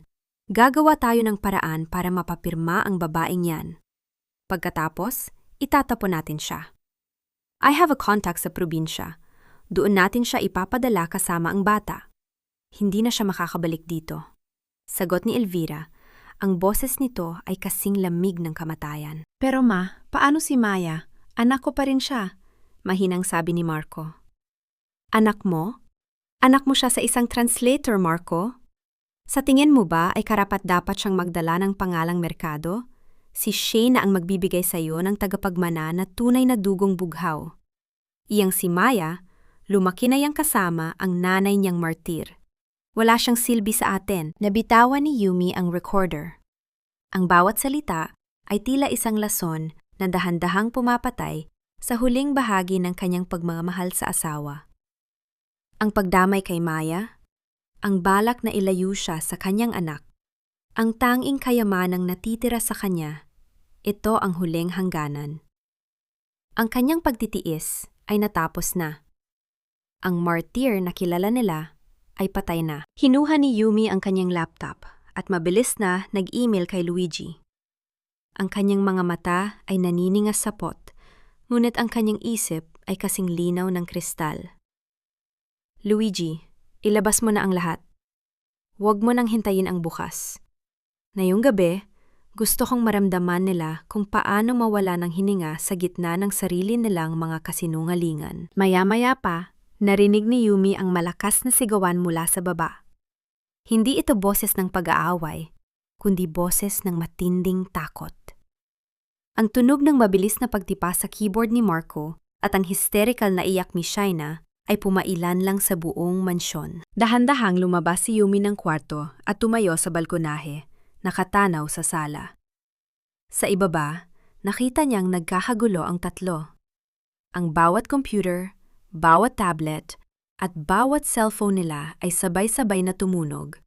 Nagpapakita ng isang mensahe mula sa Internal Revenue at sa Legal Department ng kanilang kumpanya. Ngunit ang mas nagpatigil sa tibok ng puso ni Marco ay ang pagkakita sa isang file na naka-broadcast sa kanilang malaking TV screen sa sala. Isang video recording ng kanilang pag-uusap kanina lamang tungkol sa pagtatapon kay Yumi at kay Maya. Sinong gumawa nito? Sigaw ni Marco. Ang kanyang mga mata ay lumilipad sa paligid hanggang sa magtagpo ang kanilang mga paningin ni Yumi. Nakatayo si Yumi sa itaas. Ang kanyang muka ay walang emosyon. Ang kanyang mga kamay ay nakapatong sa rehas ng balkonahe. Ang liwanag mula sa TV screen ay nagbibigay ng isang nakapanindig balahibong anyo sa kanyang anino. Ako, Marco, mahina hong sagot ni Yumi. Ang pathetic translator na sinasabi nyo. Ang asawang akala nyo ay bulag at bingi. Naniga si Doña Elvira. Ang kanyang mga kamay ay napahawak sa kanyang dibdib. Yumi, anong kalokohan ito? Itigil mo ito. Tapos ng oras nyo, patuloy ni Yumi, ang kanyang boses ay tila isang hatol mula sa langit. Ang bawat salitang isinalin ko para sa inyo ay naging ebidensya na laban sa inyo. At ngayong gabi, hindi lang pera ang kukunin ko. Kukunin ko ang lahat ng bagay na inakala niyong sa inyo. Biglang bumasag ang katahimikan ng isang malakas na katok sa pinto. Hindi ito ang formal na katok ng mga pulis. Ito ay ang tunog ng mga taong dumating upang kunin ang lahat ng gamit sa loob ng bahay. Ang mga sheriff. Ngunit bago pa man makakilos ang sinuman, si Shayna, sa gitna ng kanyang galit at takot, ay biglang sumugod sa hagdan patungo kay Yumi. May hawak na isang matulis na bagay na kinuha niya mula sa lamesa. Papatayin kita, Yumi. Sinira mo ang buhay ko. Huwag kang lalapit, Shayna. Ang talim ng metal na yan ay hindi kailanman papantay sa talim ng bawat salitang ipinangako niyo sa akin na binali niyo rin ng walang awa. Ang sigaw ni Yumi ay umalingaw-ngaw sa pasilyo ng ikalawang palapag, habang si Shayna ay patuloy na sumusugod. Ang mga mata nito ay nanlilisik sa tindi ng desperasyon. Hawak nito ang isang letter opener na yari sa pilak, isang regalo ni Marco na ngayon ay naging sandata ng put. Ngunit bago pa man madampi ang dulo ng patalim sa balat ni Yumi, isang malakas na kamay ang humablot sa braso ni Shayna mula sa likuran. Hindi si Marco ang sumaklolo. Ang asawa ni Yumi ay nanatiling nakatayo sa ibaba, nakatingin ng may takot at pagkalito. Tila mas inaalala ang sariling kaligtasan kaysa sa buhay ng ina ng kanyang anak. Ang humawak kay Shayna ay isa sa mga sheriff na pumasok sa mansyon kasama ang mga tauhan ng bangko. Sa isang mabilis na galaw, naagaw nila ang sandata mula sa nanginginig na kamay ng babae. Bitawan mo ang sandata, Miss Galvez. Masyado nang marami ang kasong kakaharapin mo. Huwag mo nang dagdagan ng physical assault. Malamig na utos ng opisyal habang inilalayo si Shayna na no'y humahagulgol na sa gitna ng hagdan. Napaupo si Shayna. Ang kanyang paghagulgol ay tila ang huling hininga ng kanyang mga pangarap na maging reyna ng mga merkado. Sa paligid nila, ang mga sheriff ay nagsimulang maglagay ng mga selyo sa mga mamahaling muebles at mga painting sa sala.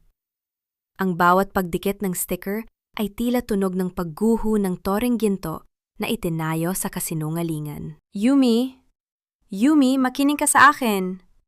Ang boses ni Marco ay muling naging malambing. Ngunit ang tono nito ay puno ng takot na hindi na kayang itago. Lumapit siya sa paanan ng hagdan, tumitingin sa itaas ng may pagmamakaawa. Maari pa nating ayusin ito. I withdraw mo ang audit request. Sabihin mo sa bangko na nagkamali ka lang sa pagsasali ng mga dokumento. We can be a family muli, hon. Gagawin ko ang lahat. Iiwan ko na si Shayna ng tuluyan. Sisiguraduhin kong magiging masaya tayo ni Maya. Tumingin si Yumi sa kanyang asawa mula sa itaas ng balkonahe. Ang pag-ibig na dati ay nagpapabilis sa tibok ng kanyang puso ay wala na. Tila isang tuyong dahon na nilipad na ng hangin. Ang nakikita na lamang niya ay isang lalaking duwag, isang lalaking handang itapon ang lahat, maging ang kanyang kabit, para lang isalba ang sariling balat. Ang pamilya ay hindi itinatayo sa ibabaw ng mga ninakaw na pangarap, Marco. Mahinahong sagot ni Yumi. Ang boses niya ay hindi nanginginig sa kabila ng tensyon. At ang pag-ibig?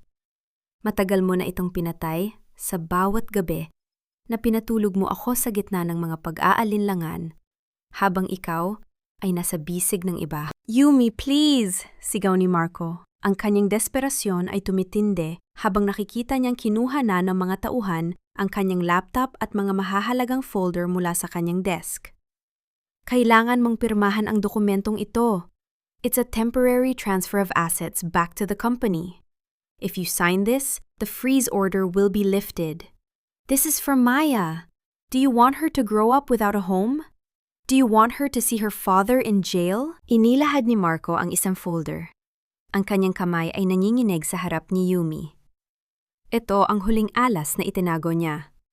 Ang paggamit sa kinabukasan ng anak upang makuha ang awa ng asawa. Para kay Maya o para sa iyong dangal? Tanong ni Yumi habang dahan-dahang bumababa ng hagdan. Ang bawat hakbang niya ay tila isang pagtapos sa mahabang panahon ng kanyang pag-aalipin. Sa loob ng 15 taon, ginamit niyo ang pangalan ko para sa inyong mga luho. At ngayon, gagamitin mo ang anak natin para takasan ng hustisya? Hindi na ako ang tangang translator na kilala niyo, Marco. Biglang lumapit si Doña Elvira. Ang kanyang mukha ay maputla at ang kanyang buhok ay gulo-gulo. Isang anyo na malayo sa aristokratang imahe na pilit niyang ipinapakita. Humawak siya sa braso ni Yumi. Ang kanyang mga kuko ay tila baon sa balat ng manugang. Yumi, pakinggan mo ang anak ko. Pagmamakaawa ng matanda. Ngunit, may bakas pa rin ang pagiging dominante sa kanyang tinig. Isipin mo ang utang na loob mo sa amin. Ang operasyon ng tatay mo, kami ang nagbayad niyon. Huwag kang maging ganito kawalang puso sa pamilyang tumanggap sa iyo. Ang utang na loob na yon ay nabayaran na ng bawat luhang ibinuhos ko sa bahay na ito. Bulyaw ni Yumi. Pinalis niya ang kamay ng matanda. Sapat na ang lahat, Elvira. Sapat na. Kinuha ni Yumi ang panulat mula sa kamay ni Marco. Inakala ng asawa na pipirma siya, isang ningning ng pag-asa ang lumitaw sa mga mata nito.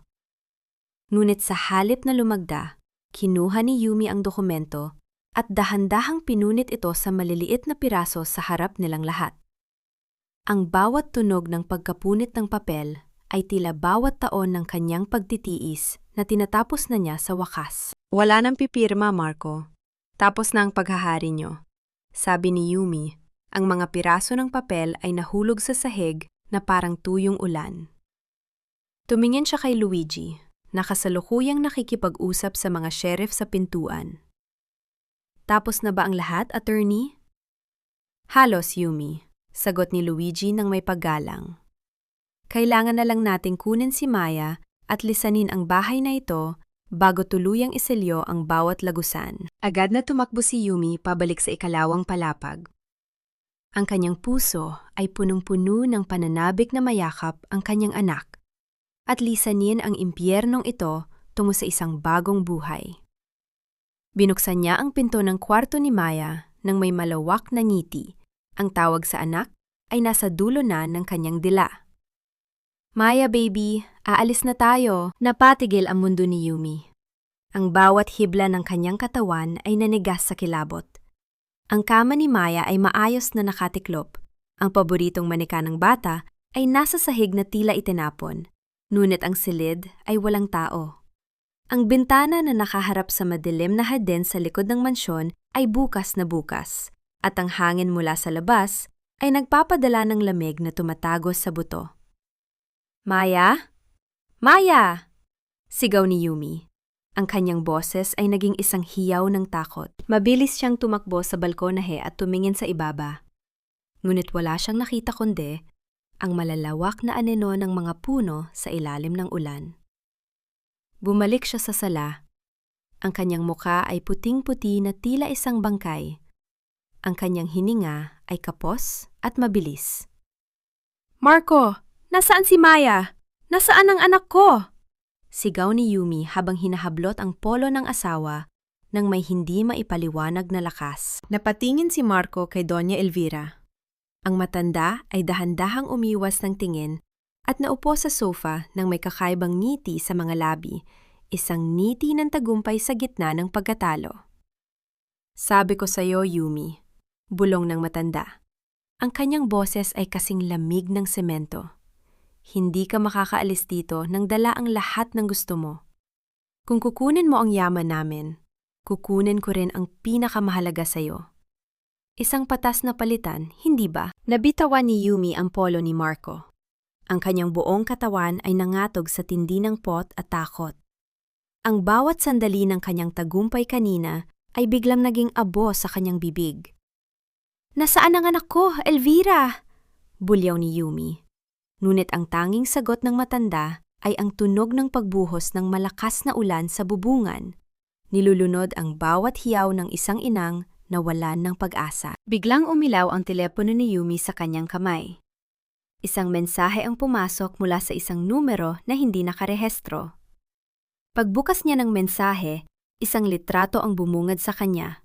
Si Maya, na natutulog sa loob ng isang madilim at umaandar na sasakyan, katabi ang isang lalaking hindi niya kilala. Sa ilalim ng larawan, may nakasulat na isang pangungusap sa Tagalog na tila isang sumpa. "Isang pirma mo lang, Yumi. Isang pirma para sa kaligtasan ng anak mo. O, hindi mo na siya muling makikita." Ang bawat hininga ko ay may katapat na halaga. Ngunit ang buhay ng anak ko ay walang presyong hindi ko kayang bayaran. Ang bulong na ito ni Yumi ay tila isang panalangin at isang sumpa, habang siya ay nakaluhod sa gitna ng malamig na sahig ng kwarto ni Maya. Ang liwanag mula sa screen ng kanyang telepono ay ang tanging nagbibigay ng anyo sa kanyang muha. Isang mukhang binalot na ng matinding takot. Ngunit dahan-dahang pinapatitigas ng isang pot na hindi pa niya naramdaman sa buong buhay niya. Ang larawan ni Maya na natutulog sa loob ng isang madilim na sasakyan ay paulit-ulit na sumasariwa sa kanyang paningin, tila isang paulit-ulit na saksak sa kanyang kaluluwa. Naramdaman ni Yumi ang panginginig ng kanyang mga kamay. Ngunit agad niya itong itinigil sa pamamagitan ng pagbaon ng kanyang mga kuko sa sariling palad. Ang hapdi ng pisikal na sakit ay ginamit niya upang gisingin ang kanyang diwa mula sa pagkalumpo ng takot. "Nasaan siya, Elvira?" Ang boses ni Yumi ay lumabas na kasing lamig ng semento. Wala nang bakas ng pagmamakaawa habang dahan-dahan siyang bumababa ng hagdan patungo sa sala kung nasaan ang kanyang biyenan. Nakaupo si Doña Elvira sa kanyang paboritong sofa, tila hindi natitinag ng mga sheriff na patuloy na nag-iimbentaryo ng mga gamit sa paligid. Dahan-dahang itinaas ng matanda ang kanyang tasa ng tsaa. Ang bawat galaw niya ay puno ng isang mapang-uyam na kalmado. "Ang bata? Huwag kang mag-alala, Yumi.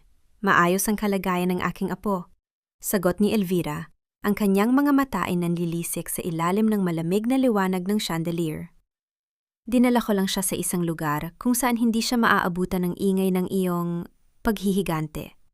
Isang tahimik na probinsya, malayo sa mga sheriff, malayo sa mga abogado. Isang lugar na ako lang ang nakakaalam. Isang kidnap ito, ma, isang krimen!" Bulyaw ni Marco mula sa gilid. Ang kanyang mukha ay puno ng pawis. Kahit siya ay tila hindi makapaniwala sa kayang gawin ng sariling ina. "Tumahimik ka, Marco. Ginagawa ko ito para sa iyo. Para sa pamilyang ito." Bulyaw ni Elvira sa kanyang anak bago muling humarap kay Yumi nang may matigas na anyo. "Makinig ka sa akin, Yumi. Isang pirma mo lang sa waiver of rights para sa kumpanya at sa mga lupain, at ibabalik ko sa iyo ang anak mo. Kapag nakuha ko na ang kailangan ko para maisalba ang dangal ng mga merkado, malayan na kayong mamuhay sa hirap na gusto nyo. Pero hanggat hindi mo nilalagdaan ang mga papel na yan, mananatiling bisita si Maya sa isang lugar na hindi mo kailanman matatagpuan. Ang bawat salita ni Elvira ay tila isang lason na dahan-dahang pumapatay sa huling bahagi ng pagkatao ni Yumi na nagnanais pa ng kapayapaan. Doon niya nakita ang tunay na kulay ng babaeng ito. Isang halimaw na nakatago sa likod ng mga perlas at sutla. Isang taong kayang isugal ang sariling apo para lamang sa pera at kapangyarihan. Yumi, huwag mong gawin, bulong ni Luigi na nasa likuran niya. Ang kanyang kamay ay nakapatong sa balikat ni Yumi bilang babala. Kapag pumirma ka, mawawala ang lahat ng ebidensya natin. Wala tayong katiyakan na ibabalik nila ang bata. Humarap si Yumi kay Luigi. Ang kanyang mga mata ay hindi na lumuluha. Ang mga ito ay tila mga uling na nagbabaga. Si Maya ang pinag-uusapan natin, Luigi. Hindi ko kayang mawala ang anak ko. Dahan-dahang lumapit si Yumi sa lamesa kung nasaan ang mga dokumento. Kinuha niya ang panulat. Ang kanyang kamay ay tila bakal sa tinde ng determinasyon. Ngunit bago pa man madampi ang dulo ng bolpen sa papel, naramdaman niya ang marahang pag-vibrate ng kanyang telepono sa bulsa ng kanyang apron. Isang lihim na signal mula sa tablet ni Maya na binigyan niya ng GPS tracking months ago para sa kaligtasan ng bata. Isang mabilis na sulyap ang ibinigay ni Yumi sa kanyang relo. Kailangan niyang mag-ulol-ululan. Kailangan niyang bigyan ng oras si Luigi. Ibibigay ko ang lahat, Elvira. Simula ni Yumi. Ang kanyang boses ay tila isang mahinang iyak. Pero kailangan kong marinig ang boses ni Maya. Na yun din. Nag-aalangan na kinuha ni Elvira ang kanyang telponyo at may idiniyal na numero. Pagkalipas ng ilang segundo, inilapit niya ang telponyo sa tenga ni Yumi. Mami? Mami, nasaan ka po? Madilim po rito at maulan. Gusto ko na pong umuwi. Ang boses ni Maya ay nanginginig, puno ng takot. Ang tunog ng paghikbi ng bata ay tila isang punyal na pumuputok sa dibdib ni Yumi. Huwag kang matakot, baby. Malapit na si Mommy. Magbilang ka lang ng bituin sa isip mo, ha? Mommy is coming, sabi ni Yumi. Ang kanyang boses ay malambing, ngunit may kalakip na isang pangako na kasing tibay ng kamatayan. Nang ibaba ni Elvira ang telepono, isang matagumpay na ngiti ang lumitaw sa mga labi nito. Oh, narinig mo na. Ngayon, pirmahan mo na ang lahat. Dahan-dahang inilapit ni Yumi ang panulat sa papel. Ngunit sa sandaling yon, isang maikling mensahe ang pumasok sa kanyang relo. Location locked. 5 minutes away. Go. Biglang nagbago ang anyo ni Yumi. Binitawan niya ang panulat at tinitigan si Elvira nang may isang uri ng ngiting hindi pa nakita ng matanda. Isang ngiti ng isang mandirigma na nakita na ang butas sa baluti ng kalaban. Alam mo, Elvira, mahina hong simula ni Yumi. Sa loob ng 15 taon, tinuruan mo akong maging isang mahusay na translator. Tinuruan mo akong intindihin ang bawat kahulugan sa likod ng mga salita. Pero may isang bagay kang nakalimutan. Ang isang translator ay hindi lang basta nagbabago ng wika. Ang isang translator ay nagmamanipula rin ng katotohanan para sa mga taong hindi marunong bumasa. Anong sinasabi mo? Sigaw ni Elvira, nagsisimula ng kabahan. Ang mga dokumentong nilagdaan ni Marco noong nakaraang buwan? Ang mga insurance policies at loan contracts? Patuloy ni Yumi habang dahan-dahang umaatras patungo sa pintuan. Binago ko ang bawat mahalagang detalye niyon bago niyo isumite sa bangko. Sa ngayon, ang kumpanya niyo ay wala ng halaga at ang lahat ng utang ay nakapangalan na sa inyong dalawa ni Marco ng personal. Wala na kayong kumpanyang isasalba. Wala na kayong yaman na ipaglalaban. Yumi! Bulyaw ni Marco. Susugod sana siya, ngunit hinarangan siya ni Luigi at ng dalawang sheriff. At ang tungkol kay Maya? Numiti si Yumi. Isang ngiting puno ng pait at tagumpay. Nakalimutan niyo na bang ang tablet na binigay ko sa kanya ay may built-in tracking system para sa kanyang medical alerts?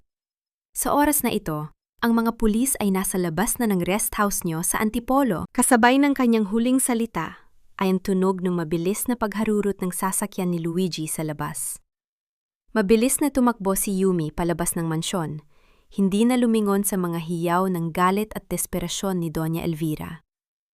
Ang ulan ay patuloy na bumubuhos, ngunit para kay Yumi, ang bawat patak ay tila naglilinis sa kanyang kaluluwa mula sa dumi ng mga merkado. Sumakay siya sa sasakyan ni Luigi.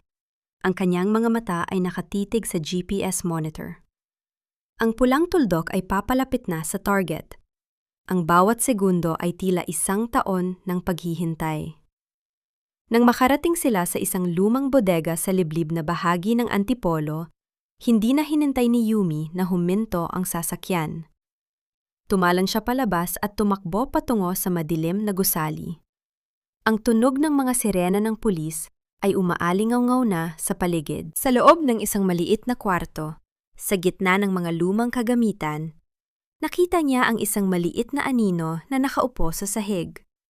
Yakap-yakap ang kanyang mga tuhod. "Maya!" hiyaw ni Yumi. Ang kanyang boses ay nabasag sa gitna ng matinding emosyon. Napaangat ng ulo ang bata. "Mommy!" Mabilis na lumapit si Yumi at binuhat ang kanyang anak. Mahigpit na niyakap ito na tila ba ayaw na niyang pakawalan kailanman. Ang init ng katawan ni Maya ay ang tanging bagay na nagpapatunay na ang lahat ng kanyang sakripisyo ay naging sulit. "Nandito na si Mommy, baby. Hindi na tayo babalik doon. Hinding-hindi na," bulong ni Yumi habang hinahalikan ang noo ng anak. "Mommy, bakit po sila galit?" tanong ni Maya sa pagitan ng kanyang mga hitbi. Humarap si Yumi sa kanyang anak. Pinunasan ang mga luha nito at isang matatag na anyo ang muling bumalik sa kanyang muka. "Hindi sila galit, baby. Takot lang sila.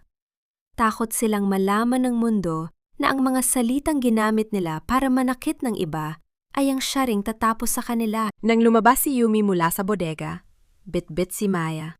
Sinalubong siya ng liwanag ng mga flashlight ng mga pulis. Sa malayo, nakita niya ang papasikat na araw sa kabila ng mga bundok. Ngunit bago pa man siya makahinga ng maluwag, isang tawag mula sa kanyang telepono ang muling bumasag sa katahimikan. Boses ito ni Marco. Ngunit hindi ito boses ng isang asawa. Ito ay boses ng isang taong wala nang natitira, kundi ang kanyang huling hangganan. "Nakuha mo na ang anak mo, Yumi. Pero huwag mong iisiping, panalo ka na. Buksan mo ang telebisyon sa sala natin sa loob ng 10 minuto. May huling surprise ako para sa iyong dakilang tagumpay." Maaring nakuha mo si Maya, Yumi, pero sisiguraduhin kong sa gabi ring ito, ang pangalang Yumi Mercado ay magiging kasing dumi ng putik na kinatatayuan mo ngayon. Ang boses ni Marco sa telpono ay parang kalawang na kumakapit sa pandinig ni Yumi. Sa loob ng sasakyan ni Luigi, yakap ni Yumi si Maya na kasalukuyang mahimbing ng natutulog dahil sa pagod at takot. Tumingin si Yumi sa labas ng bintana. Ang ulan ay tumila na, ngunit ang mga ulap ay nananatiling madilim, tila nagbabadya ng huling bugso ng bagyo. "Bumalik tayo sa mansyon, Luigi," mahinaong sabi ni Yumi, bagaman ang kanyang puso ay tila isang tambol na mabilis ang pagtibok. "Sigurado ka ba, Yumi?" Maaring delikado ang binabalak ni Marco, babala ng abogado habang mahigpit ang hawak sa manibela. "Ito na ang huling hininga nila, Luigi. Kung hindi ko ito haharapin ngayon, habang buhay silang magiging anino sa likuran namin ni Maya. Gusto kong makita nila ang mukha ng babaeng inakala nilang maaari nilang tapakan habang buhay." Pagdating nila sa mansyon ng mga merkado, ang paligid ay puno ng mga mamahaling sasakyan. Doon lamang naalala ni Yumi. Ito ang gabi ng ika-40 anibersaryo ng pagkakatatag ng Mercado Medical Group, at kasabay nito ang pagdiriwang ng kaarawan ni Doña Elvira. Ang mansyon na kanina lamang ay pinasok ng mga sheriff ay muling nabalot ng mapanlinlang na karangyaan. Ang mga ilaw ay nagniningning, at ang tunog ng classical na musika ay maririnig mula sa malalahing pintuan ng ballroom. Iniwan ni Yumi si Maya. sa pang-angalaga ng isang pinagkakatiwalaang yaya sa loob ng sasakyan ni Luigi. Pagpasok niya sa ballroom, ang lahat ng mata ay lumingon sa kanya. Nakasuot pa rin siya ng basang damit at ang kanyang buhok ay gulo-gulo. Isang malaking kaibahan sa mga panauhing nakasuot ng sutla at diamante. Sa gitna ng entablado, nakatayo si Marco at si Doña Elvira. Ang matanda ay nakasuot ng isang kulay gintong gown. Ang kanyang mga leeg ay puno ng perlas, tila hindi dumaan sa isang krisis kanina lamang. Hawak ni Marco ang mikropono. Ang kanyang muka ay may bakas ng isang mapanganib na ngiti. Ladies and gentlemen, simula ni Marco. Ang kanyang boses ay umaalingaw sa buong silid. Bago tayo magpatuloy sa ating selebrasyon, may gusto akong ipakita sa inyo. Ito ay tungkol sa katapatan at sa mga taong nagpapanggap na biktima sa loob ng ating sariling tahanan. Biglang namatay ang mga ilaw sa ballroom at bumukas ang malaking projector screen sa likuran ni Marco. Isang video ang lumabas. Isang sadyang inedit na clip kung saan makikita si Yumi na may hawak na folder sa kwarto ni Elvira. At ang sumunod na eksena ay ang pag-alis ni Yumi sa mansyon habang umiiyak si Maya. Pinagmukha nilang si Yumi ay isang magnanakaw na handang iwan ang sariling anak para sa pera. Ang mga panauhin ay nagsimulang magbulungan. Ang mga salitang walang hiya, gold digger, at mapangahas ay maririnig sa bawat sulok ng silid. Tumingin si Marco kay Yumi nang may panunumpa. Yan ang asawa ko. Ang babaeng pinagkatiwalaan ko. Ngunit binala kaming sirain at nakawan. Dahan-dahang lumakad si Yumi patungo sa gitna ng ballroom. Ang tunog ng kanyang mga sapatos na may bakas pa ng putik ay tila isang matatag na ritmo sa gitna ng bulungan. Hindi siya yumuko. Itinaas niya ang kanyang ulo at tinitigan ang kanyang asawa. Tapos ka na ba, Marco? Tanong ni Yumi. Ang kanyang boses ay hindi malakas. Ngunit ito ay may awtoridad na nagpatahimik sa buong silid. Anong ginagawa mo rito? Umalis ka na bago pa kita ipakulong sa harap ng lahat? Bulyaw ni Doña Elvira. Ang kanyang mga kamay ay nanginginig sa galit. Kinuha ni Yumi ang isang remote control mula sa kanyang bulsa, ang remote na binigay sa kanya ni Luigi na nakakonekta sa sistem ng mansyon. Ang video na ipinakita nyo ay isang salin ng inyong sariling kasinungalingan. Ngayon, hayaan niyo namang ang orihinal na bersyon ang manguna. Sa isang pindot ni Yumi, ang screen ay nagbago. Hindi na ito ang inedit na video. Lumitaw ang bawat dokumentong medikal na isinalin ni Yumi. Ang mga orihinal na dokumento kung saan makikita ang mga wad na pirma ni Marco. Sumunod ang mga record ng offshore accounts at ang pinakamasakit sa lahat, ang audio recording ng plano nilang itapon si Yumi at ilayo si Maya sa probinsya. Ang katahimikan sa ballroom ay naging nakabibingi. Ang bawat panauhin, na karamihan ay mga kasosyo sa negosyo at mga kamag-anak, ay nakakita sa katotohanan ng pamilyang merkado. Ito ang inyong golden anniversary, patuloy ni Yumi. Ang kanyang boses ay puno ng pait. Isang anibersaryo ng 15 taon ng pagnanakaw, 15 taon ng pagtataksil, at 15 taon ng paggamit sa akin bilang kasangkapan. Marco, ang kumpanyang ipinagmamalaki mo ay itinayo sa ibabaw ng mga utang na hindi mo kayang bayaran.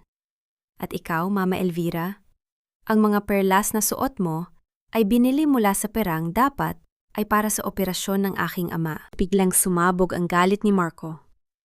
Bumaba siya sa entablado at sumugod kay Yumi. Ang kanyang muka ay pulang-pula sa tinde ng kahihiyan. Papatayin kita, Yumi. Sinira mo ang lahat!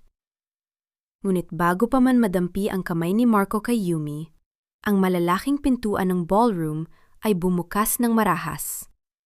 Isang grupo ng mga kalalakihang nakasuot ng barong at ang ilan ay nakauniporme ng pulis ang pumasok. Sa pangunggunan ni Luigi, inilabas nila ang isang warrant of arrest. Marco Mercado at Elvira Mercado, kayo ay inuaresto para sa mga kasong estafa, falsification of documents, at child endangerment anunsyo ng opisyal. Ang tunog ng metal na posas na sumasara sa mga pulso ni Marco ay ang pinakamasarap na musikang narinig ni Yumi sa buong buhay niya. Napaupo si Doña Elvira sa sahig. Ang kanyang mga perlas ay nagkalat ng maputol ang kwintas nito sa gitna ng kaguluhan. Ang lahat ng karanyaan, ang lahat ng danggal na pilit nilang ipinagtatanggol, ay gumuho sa isang kisapmata. Yumi, please, ayusin natin ito, bulong ni Marco habang hinihila siya ng mga pulis palabas. Ang kanyang mga mata ay puno ng luha, ngunit wala ng bakas ng awa sa puso ni Yumi. Tapos na tayo, Marco. Ang huling salitang isasalin ko para sa'yo ay ang salitang hustisya, sagot ni Yumi. Dahan-dahang lumabas si Yumi sa ballroom, iniwan ang ingay ng kahihiyan at ang mga guho ng pamilyang merkado. Sa labas, ang hangin ay malamig, ngunit sariwa. Nilapitan niya ang sasakyan ni Luigi at nakitang gising na si Maya, nakatingin sa kanya ng may inosenteng ngiti. Mami, tapos na po ba ang party? Tanong ng bata. Kinuha ni Yumi si Maya at niyakap ng mahigpit. Opo, baby. Tapos na ang party. At bukas, magsisimula na ang tunay nating buhay. Habang papalayo ang kanilang sasakyan, lumingon si Yumi sa mansyon sa huling pagkakataon. Ang mga ilaw nito ay dahan-dahang namamatay, tila isang bituin na tuluyan nang nawala ng ningning. Ang bawat pait, bawat dusa, at bawat sakripisyo ay naging bahagi na lamang ng nakaraan. Ngunit sa gitna ng katahimikan, naramdaman ni Yumi ang isang kakaibang kirot sa kanyang dibdib. Isang bagay ang napagtanto niya.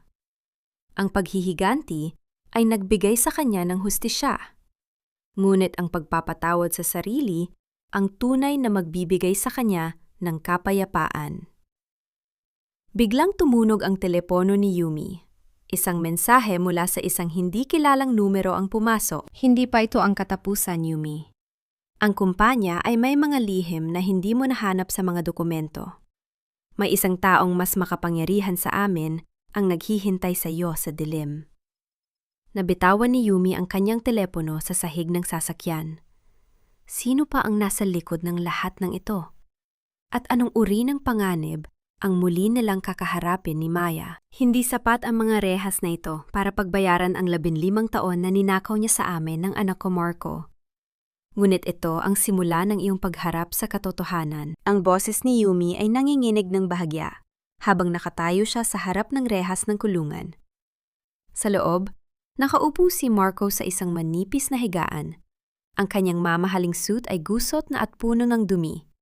Ang kanyang mukha ay hindi na maikakaila ang tindi ng pagbagsak. Ang bawat salita ni Yumi ay tila mga patak ng asidong bumabaon sa katahimikan ng presinto. Sa kabilang selda, maririnig ang mahinang paghitbi ni Doña Elvira, na hanggang ngayon ay nakasuot pa rin ng kanyang gintong gown. Ngunit ang mga perlas nito ay wala na. Tila isang ibon na nalunutan ng lahat ng balahibo. Tumingin si Marco kay Yumi. Ang kanyang mga mata ay puno ng pait at pansisisi na huli na para sa anumang kapatawaran. Nakuha mo na ang gusto mo, Yumi. Sinira mo na kami. Masaya ka na ba? Tingnan mo si Mama. Mukha na siyang baliw dahil sa ginawa mo. Hindi ako ang sumira sa inyo, Marco. Mahinahong sagot ni Yumi. Ang kanyang mga mata ay diretsyong nakatingin sa asawa. Kayo ang sumira sa sarili nyo nung pinili nyo ang kasinungalingan kaysa sa pagmamahal. Ang bawat pirma na palsipikado mo, ang bawat luhang pinaluhan nyo sa akin, yon ang nagdala sa inyo rito. Ako ay nagligtas lamang ng natitirang piraso ng aking dignidad. Tumalikod si Yumi, hindi na hinintay ang anumang sagot mula sa lalaking minahal niya. Ng buong puso, ngunit tinraidor siya ng higit pa sa imahinasyon. Sa paglakad niya palabas ng presinto, sinalubong siya ng sariwang hangin ng madaling araw. Ngunit sa likod ng kanyang isipan, nananatiling nakabaon ang mensaheng natanggap niya kagabi. Ang babala tungkol sa isang mas makapangyarihang tao na nasa likod ng pamilya Mercado. Sumakay si Yumi sa sasakyan ni Luigi. Ang abogado ay tila kanina pa naghihintay. Ang kanyang muka ay seryoso habang hawak ang isang makapal na brown envelope. Nalaman ko na kung sino ang nagpadala ng mensaheng iyon, Yumi. Simula ni Luigi, ang kanyang boses ay puno ng pag-aalala. Hindi lang basta negosyo ang kinalaman nito. Ang pamilya Mercado ay matagal ng tauhan ni Don Alfonso. Isang maimpluwensyang tao na may hawak sa malaking bahagi ng medical supplies sa bansa. Ang kumpanya ni Marco ang ginagamit niyang front para sa illegal na transaksyon. Nanlamig ang buong pagkatao ni Yumi. Don Alfonso? Siya ba ang dahilan kung bakit itinago ni na Elvira ang tungkol sa aksidente ni Papa? Malamang, sagot ni Luigi. Ang tatay mo ay nakatuklas ng isang anomalaya sa mga gamot na ipinapasok ni Don Alfonso. At dahil kontrolado niya ang mga merkado, ginamit niya sila para patahimikin ang pamilya mo kapalit ng yaman na tinatamasa nila ngayon. Pero ngayon na bumagsak na ang mga merkado, ikaw na ang target niya, Yumi. Dahil nasa iyo ang lahat ng ebidensya, naramdaman ni Yumi ang bigat ng panganib. Hindi pa pala tapos ang laban. Ang pagbagsak ni na Marco ay simula pa lamang ng isang mas malaking digmaan. Ngunit sa halip na matakot, naramdaman ni Yumi ang isang apoy na muling naglalagablab sa kanyang dibdib. Para sa kanyang ama, para sa kanyang sarili, at higit sa lahat, para kay Maya, hindi siya pwedeng tumigil. Dalhin mo ako sa lumang opisina ni Papa, Luigi, utos ni Yumi. May isang bagay na hindi ko nahanap noon dahil masyado akong nakatutok sa mga merkado. Kung ang tatay ko ay may natuklasan, sisiguraduhin kong hindi yon mawawala ng walang saysay. Habang bumibiyahe, dumaan sila sa isang gilid ng kalsada, kung saan nakita ni Yumi ang isang pamilyar na anino, si Shayna. Ang babaeng dati ay nagmamalaki sa kanyang karangyaan ay kasalukuyang nakatayo sa tabi ng kanyang mga bagahe sa labas ng isang maliit na apartment. Ang kanyang mga gamit ay pinalalayas na ng mga creditors. Nakita ni Yumi ang paghagulgol nito habang pilit na kinukuha ang kanyang mga alahas na isa-isang kinukumpiska ng mga otoridad. Ang kwintas na para sana kay Yumi ay kasalukuyang hinahablot mula sa leeg ni Shayna. Ang eksenang iyon ay tila isang salamin ng karma na dumarating sa bawat taong nagnakaw ng kaligayahan ng iba. Ngunit hindi nakaramdam ng saya si Yumi. Nakaramdam lamang siya ng matinding awa para sa isang babaeng naging biktima rin ng sariling kasakiman at ng mga pangakong mapanlinlang ni Marco. Pagdating sa lumang opisina, ang bawat sulok ay puno ng alikabok, tila isang libingan ng mga nakalimutang pangarap. Nagsimulang maghanap si Yumi sa bawat cabinet, sa bawat lamat ng dingding, hanggang sa marating niya ang isang lihim na compartment sa ilalim ng desk ng kanyang ama. Doon, natagpuan niya ang isang maliit na digital recorder at isang listahan ng mga batch numbers ng mga gamot. Dahan-dahan niyang pinindot ang play. Ang boses ng kanyang ama, na puno ng pagod ngunit may paninindigan, ay umalingaw-ngaw sa silid. Para sa anak ko, Yumi, kung naririnig mo ito, ibig sabihin ay hindi na ako nagtagumpay na itama ang lahat. Huwag kang magtiwala sa mga merkado. Sila ang mga asong sumunod sa bawat utos ni Don Alfonso. Ang katotohanan ay nakatago sa salin ng mga kontratang ito. Napatigil ang recording. Isang tunog na mabilis na pagtipa sa keyboard ang narinig mula sa labas ng opisina. Mabilis na lumingon si Yumi at nakita ang isang anino na tumatakbo palayo. "Luigi, may tao sa labas!" sigaw ni Yumi. Mabilis silang lumabas, ngunit ang tanging nakita nila ay ang papalayong itim na sasakyan na walang plaka. Sa pintuan ng opisina, may nakadikit na isang pirasong papel na may nakasulat na pulang tinta. Ang mga salita ay nakakamatay, Yumi. Huwag mo nang hintayin na ikaw ang sumunod na isalin sa kabilang buhay. Ang pangiinginig ng kamay ni Yumi ay hindi na dahil sa takot, kundi dahil sa matinding galit. Kinuha niya ang recorder at ang listahan. Humarap siya kay Luigi. Ang kanyang mga mata ay tila mga bituin sa gitna ng kadiliman. "Hindi ako natatakot sa kanila, Luigi. Kung ang mga salita ang kanilang kinatatakutan, Sisiguraduhin kong ang buong mundo ang makakabasa ng kanilang kasalanan. Pag-uwi nila sa pansamantalang matutuluyan, sinalubong siya ni Maya. Mommy, may nagbigay po nito sa akin sa tapat ng school kanina. Inabot ni Maya ang isang maliit na kahon. Pagbukas ni Yumi, bumungad sa kanya ang isang pamilyar na bagay. Ang kanyang lumang wedding ring na iniwan niya sa mansyon. Ngunit na yon ay may bakas ng tuyong dugo at isang maikling sulat. Ito ang kapalit ng bawat sandaling kinuha mo sa amin. Ang takot na kanina lamang ay naisan tabi ni Yumi ay muling bumalik nang makita niya ang bakas ng dugo sa singsing. Tumingin siya kay Maya, na kasalukuyang kumakain ng masaya, at ang kanyang puso ay tila pinipiga sa tindi ng sakit. Ang laban na ito ay hindi na lang tungkol sa nakaraan. Ito ay tungkol sa kaligtasan ng kanyang anak sa kasalukuyan. Biglang namatay ang lahat ng ilaw sa loob ng kanilang bahay. Ang katahimikan ay naging nakabibingi at ang tanging maririnig ay ang dahan-dahang pag-ikot ng doorknob ng kanilang pintuan sa gitna ng kadiliman. Maya, halika rito! Bulong ni Yumi. Ang kanyang boses ay halos hindi lumalabas habang dahan-dahan niyang kinakapa ang kanyang anak sa dilim. Ang tunog ng mabibigat na yabag sa labas ay palapit ng palapit. Ang huling yugto ng kanyang paghihigante ay tila naging isang madilim na pakikipagsapalaran para sa kanilang buhay.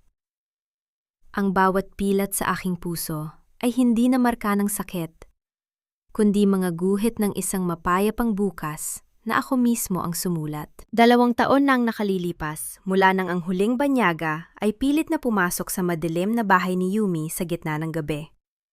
Sa tulong ng mabilis na pagdating ni Luigi at ng mga awtoridad na matagal na palang nagbabantay sa bawat galaw ni Don Alfonso, ang huling galamay ng korupsyon ay tuluyan ng naputol. Ang digital recorder ng kanyang ama ang naging huling pako sa kabaong ng kapangyarihan ni Don Alfonso, na ngayon ay nabubulok na sa loob ng piitan kasama ang mga merkado. Ngayon, ang sikat ng araw ay dahan-dahang tumatagos sa malalaking bintana ng bagong opisina ni Yumi. Isang maliwanag at payapang silid na puno ng amoy ng sariwang kape at mga bagong limbag na libro. Wala na ang luma at madilim na sulok ng mansyon. Ang kumpanyang itinayo niya, ang Yumi's Linguistic at Medical Solutions, ay naging simbolo ng kanyang pagbangon. Hindi na siya isang anino sa likod ng laptop. Siya na ang nagpapatakbo ng sarili niyang tadhana. Mommy, look!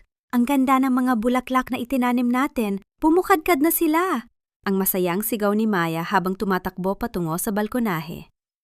Napangiti si Yumi habang pinapanood ang kanyang anak. Si Maya ay masayahin na ngayon. Wala na ang bakas ng takot sa kanyang mga mata. Ang bata ay lumalaking puno ng pagmamahal, malayo sa lason ng pamilyang merkado. Ang bawat tawa ni Maya ay tila isang awit ng tagumpay, na nagpapatunay na ang lahat ng dusa ay may katapusan. Lumapit si Luigi, dalang isang folder ng mga bagong proyekto. Ngunit ang kanyang mga mata ay nananatiling nakatitig kay Yumi ng may malalim na paghanga. You've come a long way, Yumi. Minsan, hindi ko maisip na ang babaeng nakita ko sa ilalim ng ulan noon ay ang parehong babaeng nagpabagsak sa isang imperyo. Salamat, Luigi. Kung hindi dahil sa suporta mo, baka nalunod na ako sa sarili kong katahimikan. Sagot ni Yumi nang may tapat na pasasalamat. So, narinig mo ba ang balita? Untag ni Luigi habang inilalapag ang folder. Si Marco ay muling tinanggihan sa kanyang petition for parole. At si Doña Elvira, balita ko ay madalas na siyang nakikipag-usap sa pader ng kanyang selda. Suot ang isang punit-punit na kumot na tila ba yon ay isang mamahaling gown. Sandaling natahimik si Yumi. Ang imahe ng kanyang asawa at biyenan ay hindi na nagdudulot ng galit sa kanyang dibdib. Sa halip, ang tanging nararamdaman niya ay isang malalim na katahimikan. Hindi kailanman malilimutan ni Yumi ang bawat pasakit, ngunit pinili niyang bitawan ang bigat ng pot. Ang pagpapatawad ay hindi para sa kanila, kundi para sa kanyang sarili. upang hindi na siya maging bilanggo ng nakaraan. Pinatawad na niya ang kanyang sarili sa pananatili ng matagal sa isang relasyong unti-unti siyang pinapatay. Ang kanyang kapatawaran ay ang kanyang kalayaan. Ang kapayapaan ni Yumi ay matatagpuan sa bawat umagang gumigising siya ng walang takot.